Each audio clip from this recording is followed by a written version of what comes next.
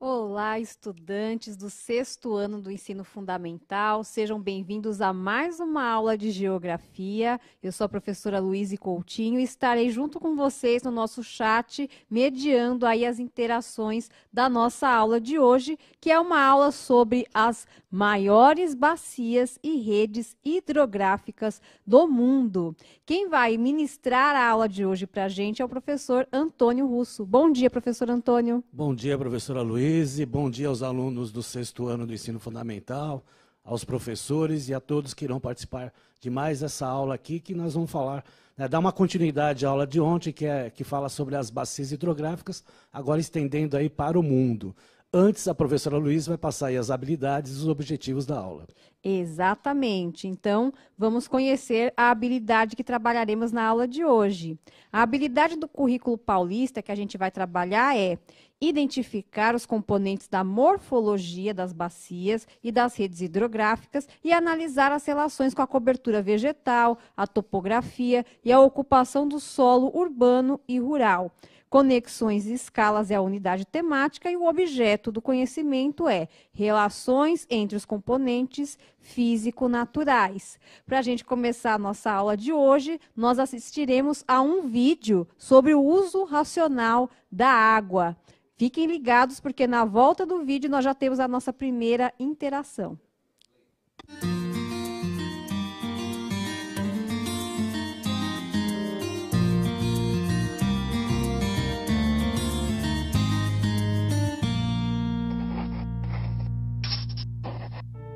Nossa água. Saber usar para não faltar. Água de beber, água para comer, água para viver.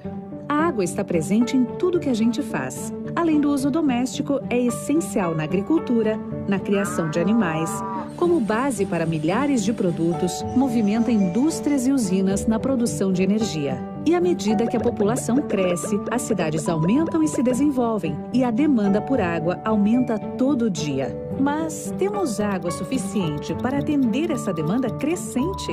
Vários estudos apontam que, se continuarmos no ritmo atual de uso, muito em breve podemos enfrentar uma grande crise de abastecimento no mundo todo. Aqui no Brasil, em muitos lugares, inclusive onde a água é aparentemente abundante, já começou a faltar.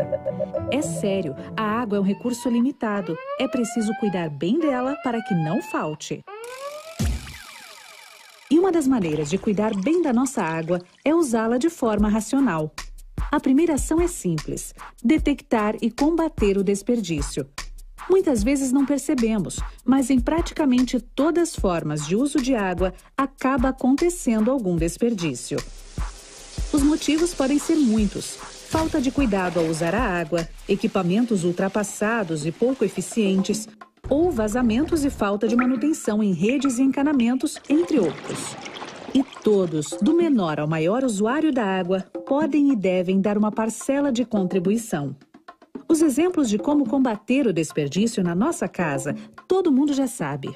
Fechar a torneira enquanto escova os dentes, esfrega as mãos, esfrega o rosto, faz a barba e só abrir para enxaguar. Tomar banhos mais rápidos e com o registro fechado enquanto se ensaboa. Usar a máquina de lavar roupa com quantidade completa de roupas e reutilizar a água do enxágue para outros usos. Não usar mangueira, limpar calçada somente com vassoura e regar plantas com regadores. Evitar lavar o carro com frequência e, ao invés de mangueira, use um balde. Uma lavagem que consumiria mais de 200 litros pode ser feita com 40. Também é importante acompanhar com atenção o consumo em sua conta de água para verificar e consertar possíveis vazamentos. O poder público e as empresas de abastecimento também devem ficar atentos para fiscalizar, manter em dia a manutenção e corrigir rapidamente problemas e vazamentos em tubulações e adutoras. Na indústria já houve muito avanço com a instalação de sistemas de reaproveitamento e reuso de água e programas de redução de desperdícios. Mas ainda pode melhorar muito, inclusive com a busca por cada vez mais eficiência do uso da água na produção. Na agricultura, com os métodos tradicionais, até 45% da água utilizada para irrigação é perdida. Uso de técnicas simples para indicar a necessidade de irrigação melhora a eficiência de produção e a redução da quantidade de água utilizada, pois cada tipo de plantio tem uma necessidade de irrigação. Os equipamentos mais adequados também podem variar para cada tipo de cultivo, e isso representa uma economia de água e energia muito importante para o agricultor. Aliás, economizar água em todas as atividades também ajuda a reduzir o custo da energia elétrica. Em certas atividades, como na agricultura, isso faz uma enorme diferença. Existem hoje também vários equipamentos poupadores que ajudam a racionalizar o uso da água, como torneiras de fechamento automático, redutores de vazão de torneiras, vasos e descargas econômicas, instalação de cisternas e sistemas de captação de água da chuva para uso geral. Essas e outras medidas muito simples, além de ajudar a preservar a nossa água, podem ajudar todos a economizar dinheiro, pois sua conta de água e eletricidade vai diminuir e muito. É possível produzir a mesma coisa utilizando menos água e economizando na conta. Então, repense sua produção, repense sua utilização da água, repense sua demanda.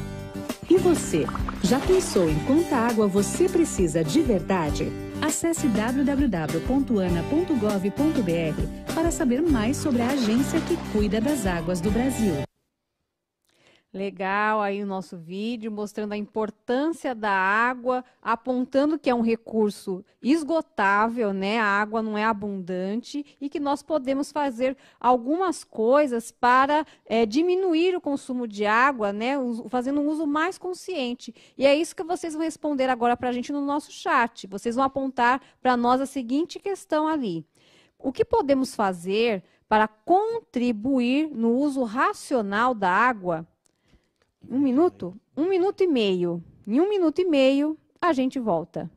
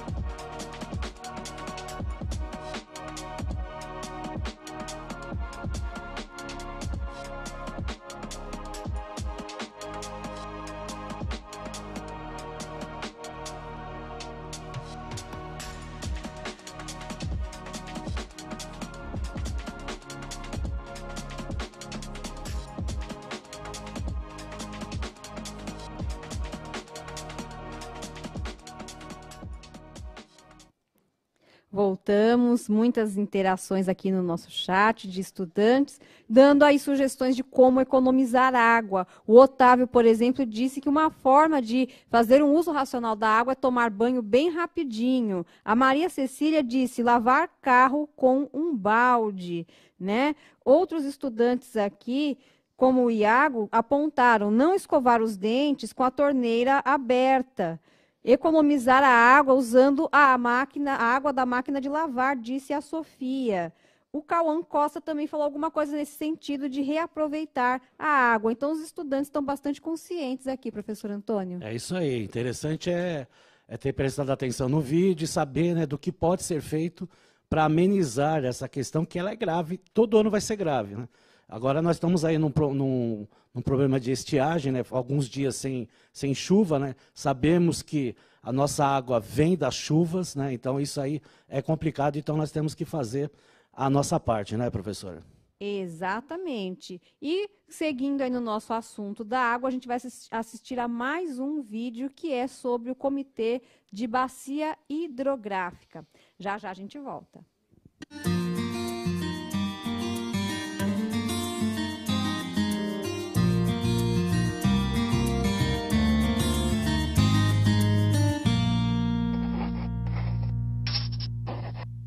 Comitê de Bacia Hidrográfica. O que é e o que faz?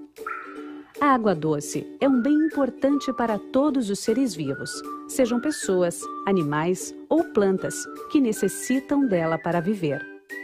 Além disso, é essencial para a geração de energia, processos industriais, produção de alimentos, no transporte de cargas e pessoas, na pesca, seja por lazer, para subsistência ou industrial, e no saneamento básico.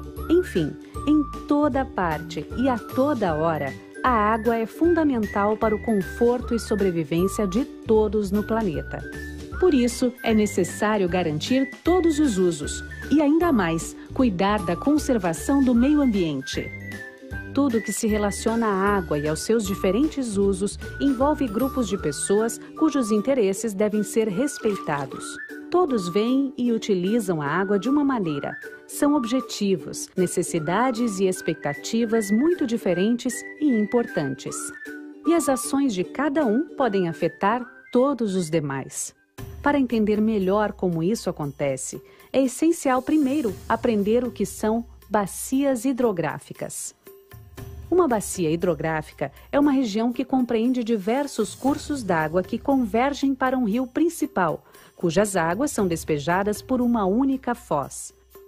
Parte da água da chuva que cai nessa região escoa para os leitos dos rios, outra parcela volta para a atmosfera por evaporação, e outra ainda é armazenada no subsolo para formar os aquíferos, que são grandes reservatórios subterrâneos. O ser humano está presente nesse cenário com todas as suas atividades, utilizando a água de diversas maneiras e despejando resíduos em vários pontos dessa bacia. Assim, muito mais que um sistema natural de águas, uma bacia hidrográfica é um grande sistema social, econômico e ambiental. E as soluções para o melhor aproveitamento e para a preservação desse grande bem comum têm que ser encontradas de forma coletiva e participativa. Os comitês de bacias hidrográficas. Os comitês de bacias hidrográficas são locais de discussão e decisão que reúnem representantes dos usuários da água, da sociedade civil organizada e do governo. Eles devem discutir e negociar democraticamente e com transparência os diferentes interesses sobre os usos da água na bacia. Uma das principais decisões a ser tomada pelo comitê é a elaboração do Plano de Recursos Hídricos da Bacia. Um plano para os usos da água, que reúne as informações estratégicas para a gestão das águas em cada bacia hidrográfica, para manter a qualidade e quantidade desse precioso recurso para as futuras gerações. Os comitês de bacias hidrográficas têm um poder real de decisão e cumprem um papel fundamental na elaboração das políticas para a gestão de recursos hídricos. Conheça a Lei das Águas, Lei 9433 de 97.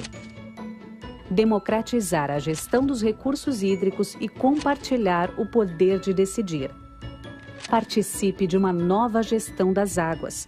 Acesse www.ana.gov.br para saber mais sobre a atuação da Agência Nacional de Águas junto aos comitês de bacia hidrográfica.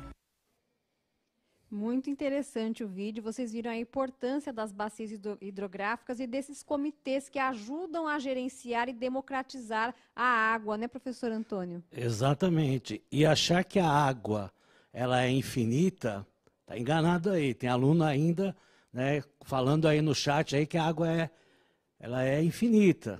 Né? Nós estamos falando de água doce, 2,5% no planeta, incluindo aí as geleiras, que são aí mais de 90% da água doce do planeta.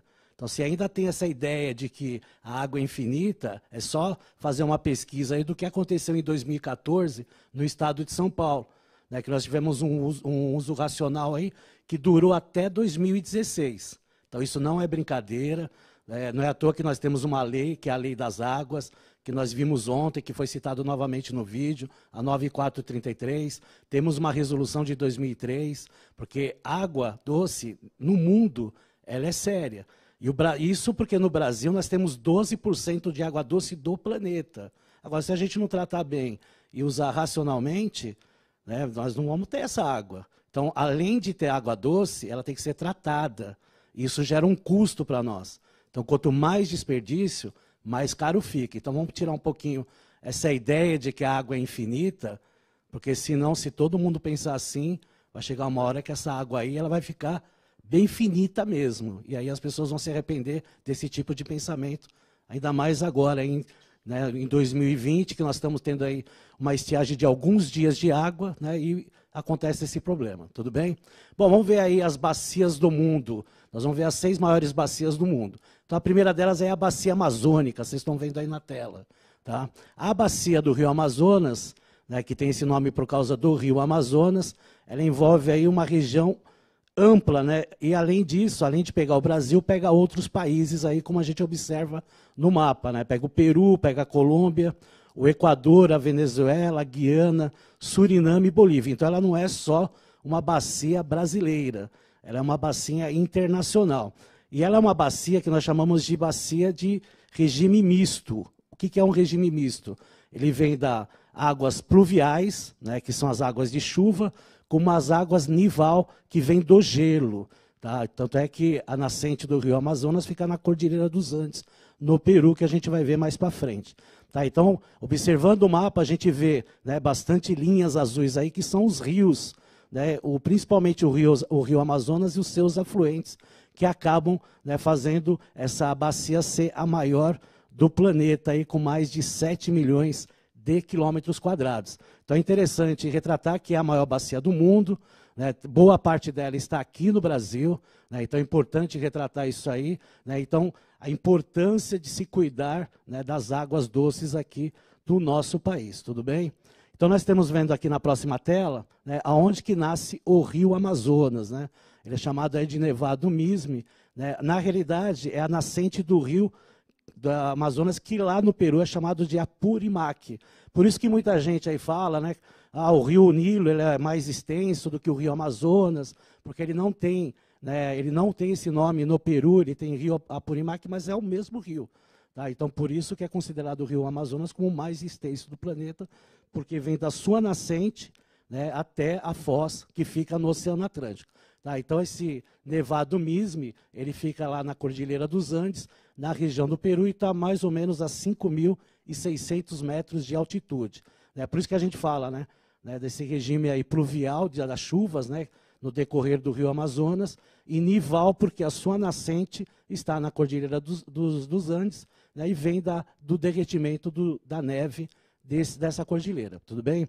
Vamos ver aí na próxima tela a confluência dos rios Negro e Solimões. Tá? Então, a gente está observando aí o encontro, né, desses 2 afluentes importantes aí do rio Amazonas. Né? Então, essa primeira observação que foi feita dessa confluência foi já no século XVI, né? Foi feita aí pelo Francisco de Orellana, né? Já na época da colonização aqui da América, e é uma imagem até bonita, né, professora? É muito bonita. Aí é o encontro, né, das águas dos 2 rios, e vocês vejam que a coloração das águas é diferente, né, professor? Exatamente. O Rio Negro tem esse nome por causa da cor negra das suas águas, né? E o rio Solimões ele é conhecido como o Rio Branco, né? Pela coloração da sua água, que é uma água barrenta, né? Porque tem muita sedimentação nesse rio aí, tudo bem? Vamos ver aí a foz do rio Amazonas. Tá? Isso é importante retratar, porque a foz do rio Amazonas ela é uma foz mista, né? Ela tem tanto a foz de delta, que é a formação triangular, né? Que aparentemente triangular, como a foz de estuário, na qual tem uma saída para o Oceano Atlântico. Tá? Então, o rio Amazonas ele é conhecido como o maior rio do mundo, né? Tanto em extensão territorial quanto o volume de água, tem em torno de 6.800 quilômetros, né, de extensão, então ele é bastante extenso, ele pega 3 países, né, nessa extensão toda. Né? Então, esse rio aí, essa sua foz, ela tem uma importância muito grande por causa dessas veias de afluentes que nós temos, que elas são extremamente navegáveis. Né? Tanto é que um dos principais transportes marítimos da região norte é o transporte marítimo, que é muito utilizado aí, porque nós temos muitas, né, comunidades ribeirinhas nessas regiões aí, e o único jeito de você trafegar para aquelas regiões é através de embarcações. Né? A gente vê muito isso né, na televisão, né, na imprensa, quando a gente observa, né?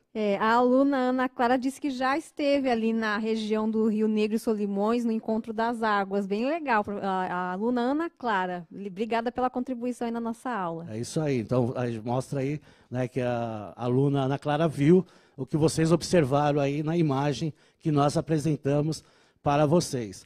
Quando a gente fala de bacia hidrográfica, a gente sempre fala da vegetação que tem nessas bacias, né, principalmente as maiores bacias do mundo.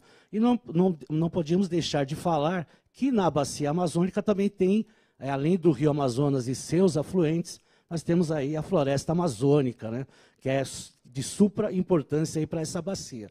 Então, a floresta amazônica, que também é a maior floresta do planeta, tem uma área total de mais de 5,5 milhões de quilômetros quadrados, né?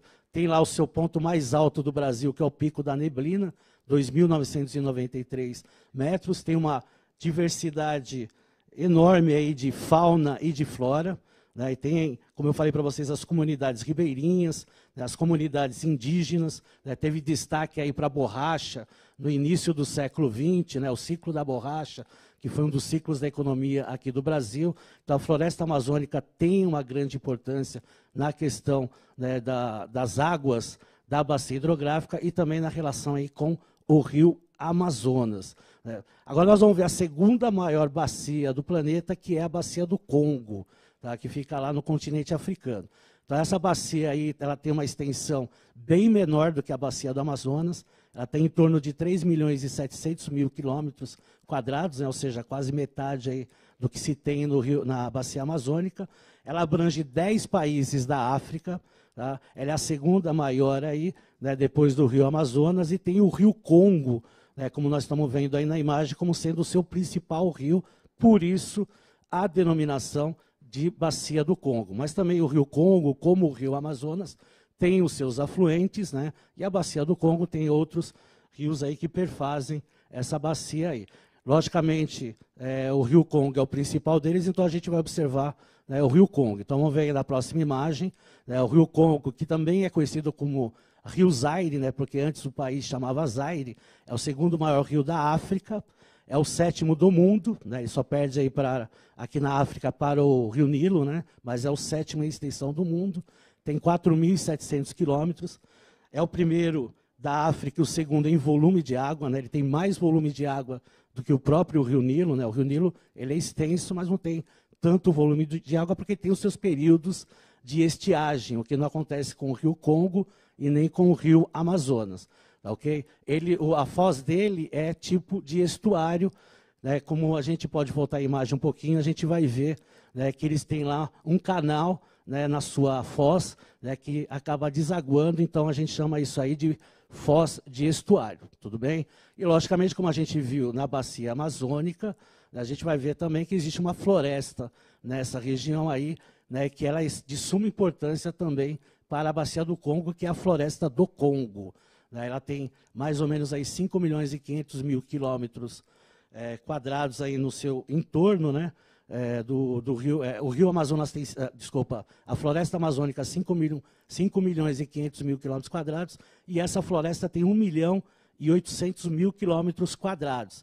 Né, então, 3 vezes menor do que a nossa floresta aí.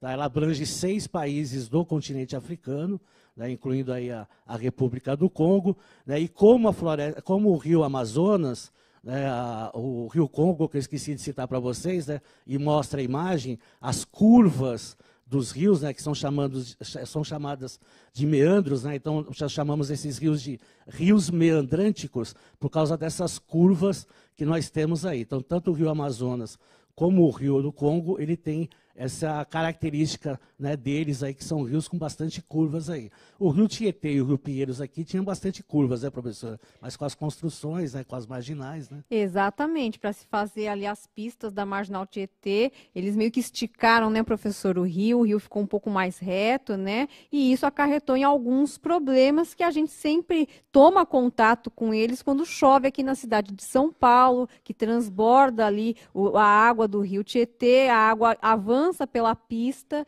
e aí os problemas acontecem, as enchentes, os grandes engarrafamentos, né? Porque houve uma drástica alteração da natureza, que era o curso natural do rio, tanto do Tietê quanto do Rio Pinheiros também.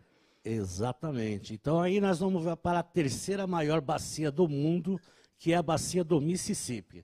Tá? Então vocês estão observando o mapa, né? A gente vai observando, né, o tamanho das bacias, né, as linhas azuis aí como sendo as linhas, são os rios, né, que correm nessas bacias, mas logicamente ela tem esse nome por causa do rio Mississippi, que aparece em destaque na bacia do Mississippi, né? O rio Mississippi ele tem uma conjunção com o rio Missouri.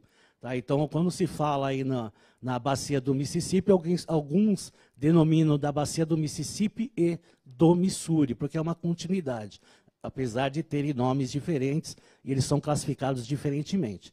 Tá? Então, essa bacia aí tem em torno aí de 3.300.000 quilômetros quadrados, né? Como eu falei, a terceira maior do mundo, né? E tem aí, né, o Mississippi como rio principal com 3.778 quilômetros. E essa bacia aí, ela banha 31 estados dos Estados Unidos, né? Os Estados Unidos têm 50 estados, né? 48 são no seu próprio continente, né? E 2 fora, né? Que é o Havaí e o Alasca. Então, dos 48 continentes, dos 48 países do seu território continental, né? 31 são banhados por essa bacia, então por isso a importância dessa bacia.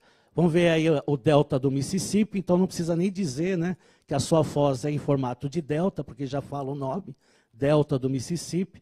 Né, ele tem também uma parte de estuário, né, que é aquela saída que aí acaba desembocando aí na sua foz. Daí ela tem, né, regiões nesse rio aí que estende aí por mais de 400 quilômetros de largura. Então, como o rio Amazonas, como o rio Congo, ele é extremamente navegável, então dá para se navegar entre esses estados através do rio Mississippi e também do rio Missouri, tá? Que é importante retratar para vocês aí.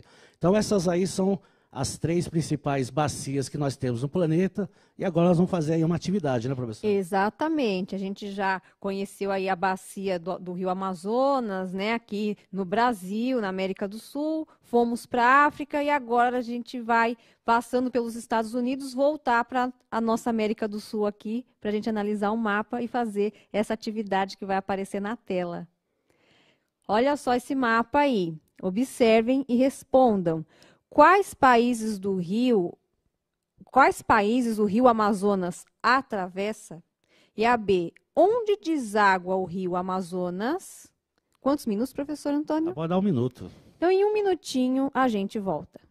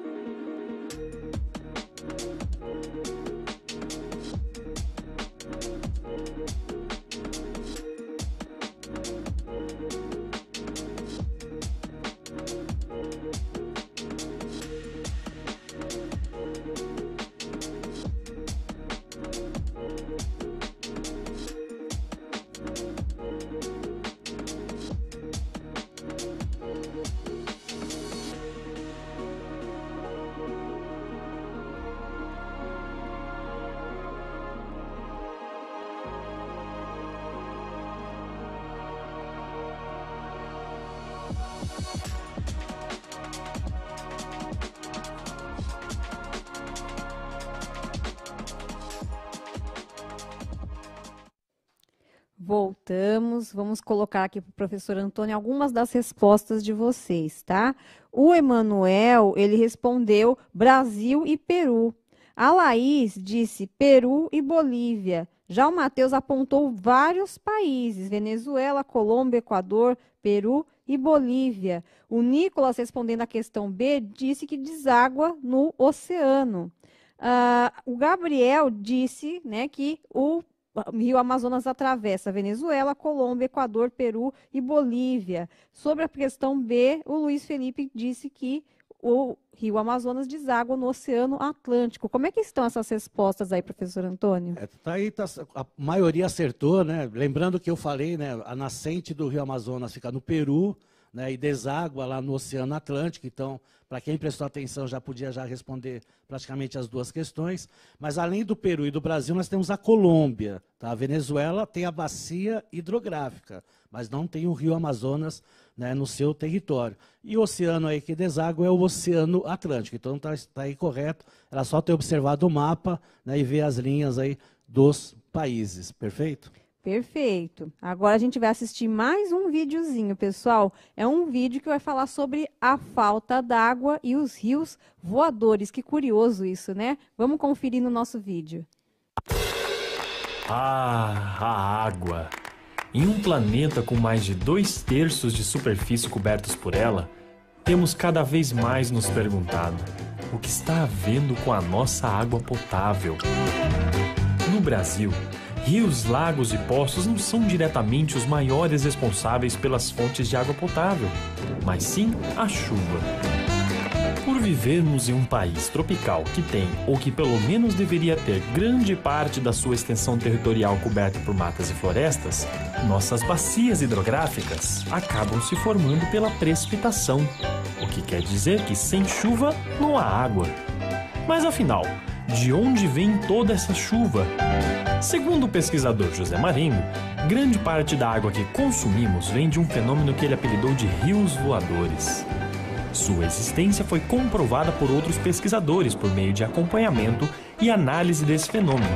E como aproximadamente 80% de toda a água potável do Brasil se encontra na região norte, principalmente graças à presença da floresta amazônica, é justamente de lá que essas nuvens carregadas ou rios voadores partem para as demais regiões do nosso país.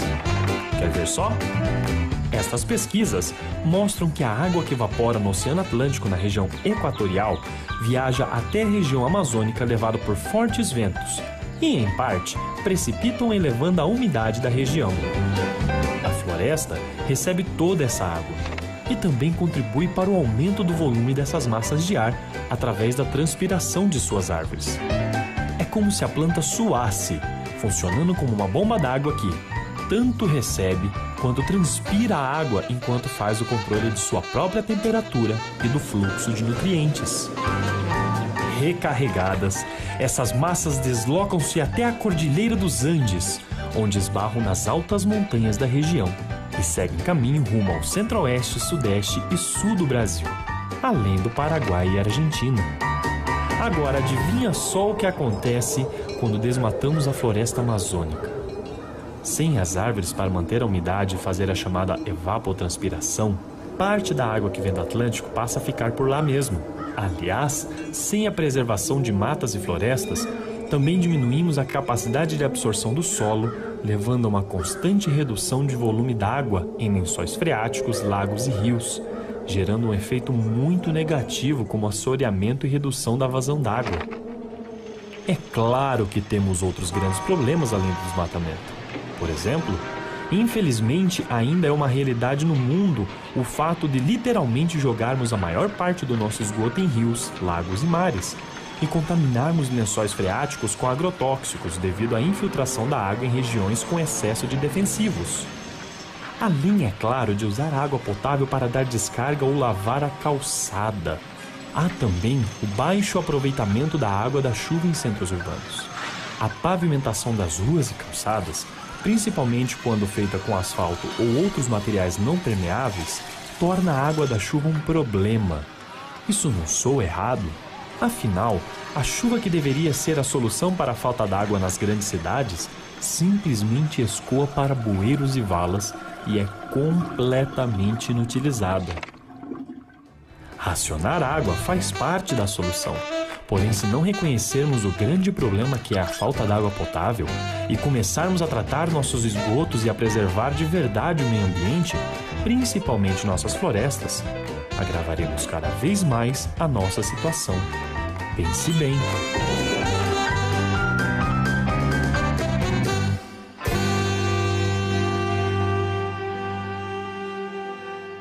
Bom, apesar de os rios voadores não fazerem parte aí da bacia hidrográfica, nós achamos importante mostrar isso para vocês, porque os rios voadores, né, como é chamado, essa umidade que vem principalmente da região norte, da floresta amazônica e da bacia hidrográfica do Amazonas, ela traz bastante umidade para a região sudeste e sul, né, com a vinda aí dessas águas, e traz, né, que é uma das razões aí da quantidade de chuvas que nós temos no estado de São Paulo. Tanto é que com essas queimadas aí vai vir junto também a fumaça, né, e o céu aqui, nesses dias aí, pode ficar acinzentado aí por causa dessa questão aí, dessas queimas aí que estão acontecendo aí nas florestas, na região norte e centro-oeste, tudo bem?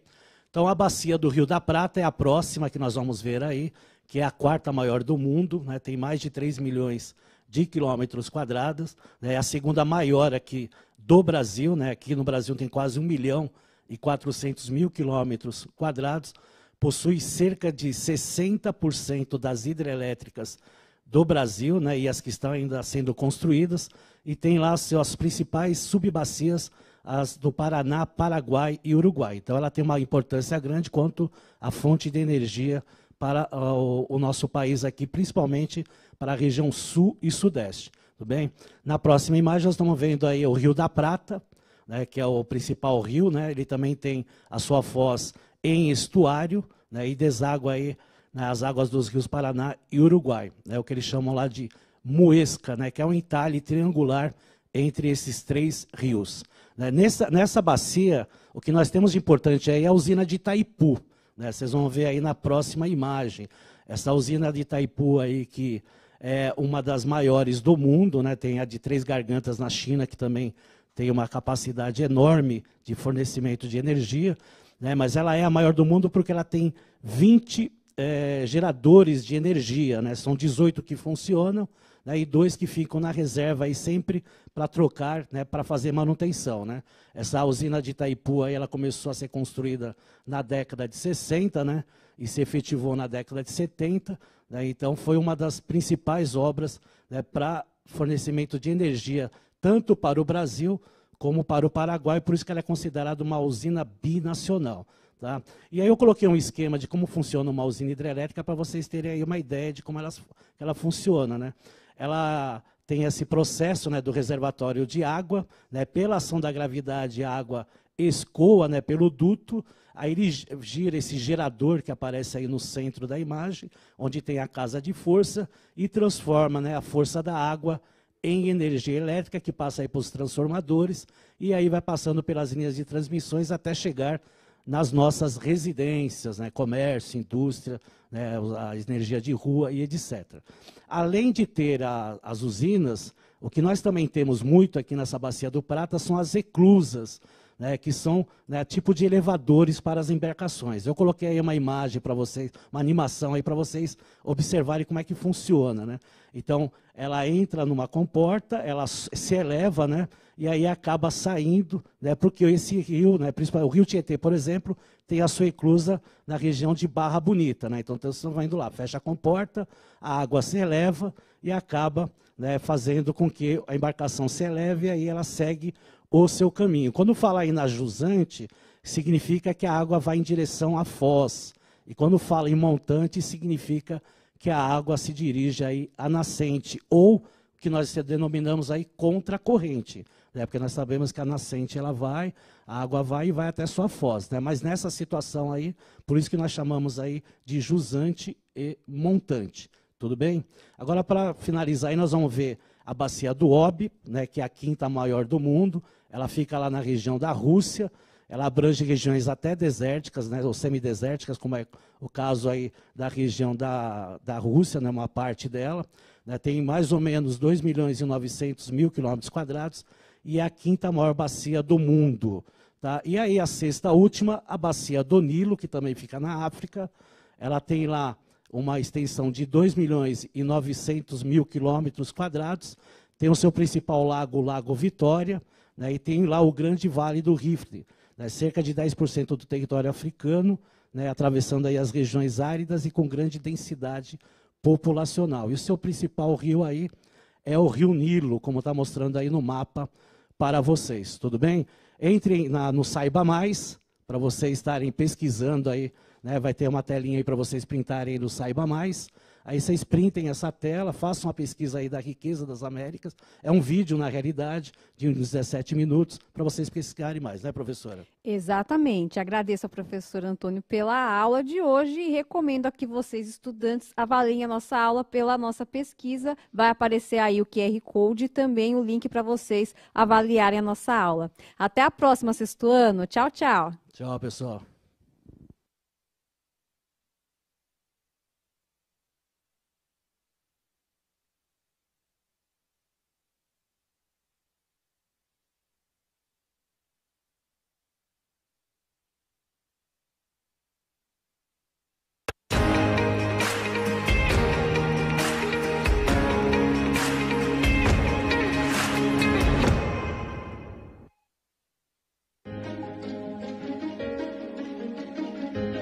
A escola pode estar distante, mas as aulas não.